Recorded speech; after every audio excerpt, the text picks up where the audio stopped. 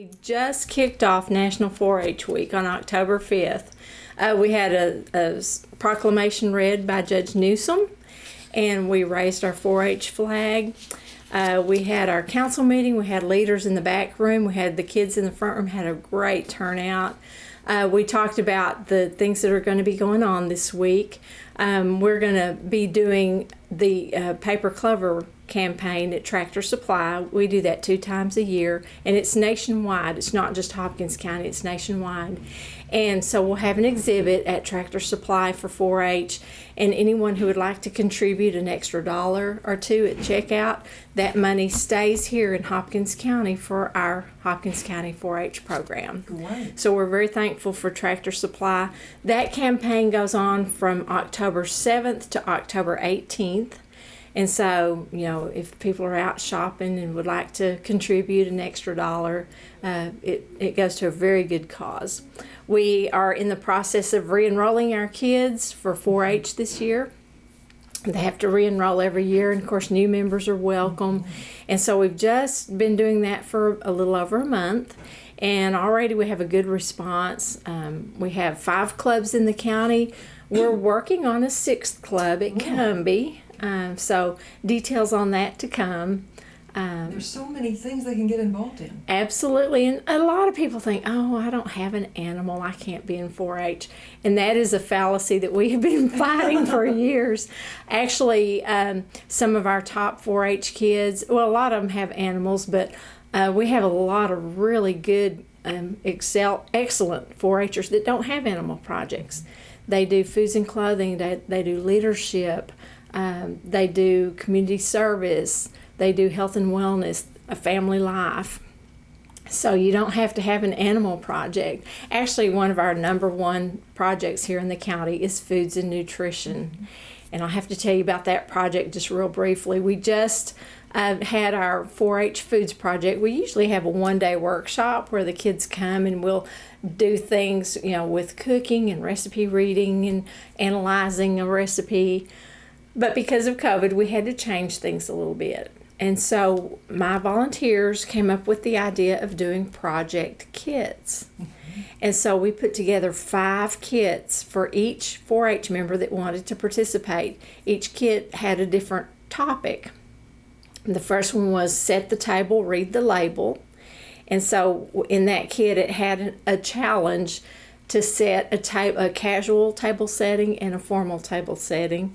And I gave examples of each and how to do that. And then the second component to that was reading a nutrition label and understanding a nutrition label. And they had a couple of little challenges to do with nutrition labels in their own pantry. The second project was mix and measure.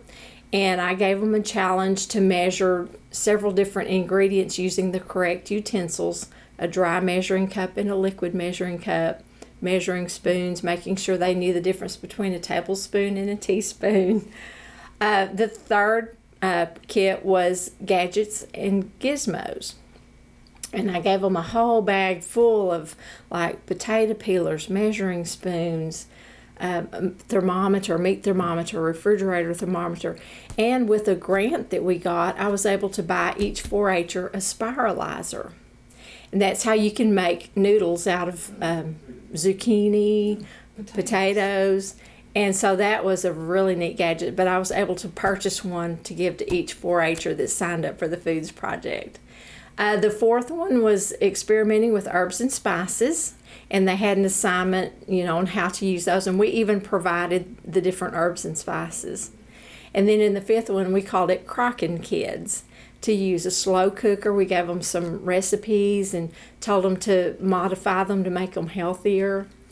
So those were the 5 kits. And when the parents came to pick them up, they're like, oh my goodness, this is a lot of stuff.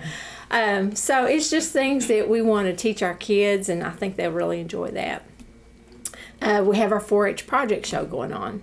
We had some entries brought in yesterday. We will be accepting entries until October 9th.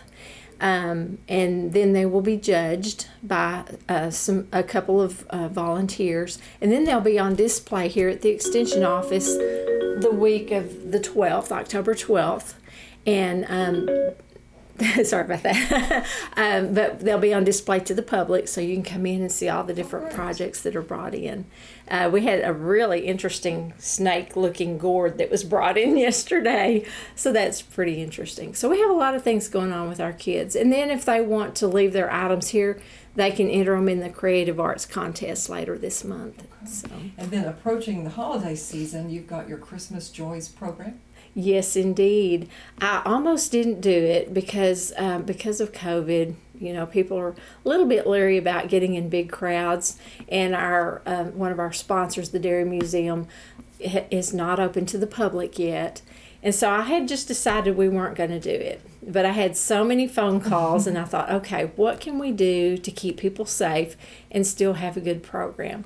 So we are going to have it. It's going to be on Monday, November 9th, and we're going to do it at the Rock.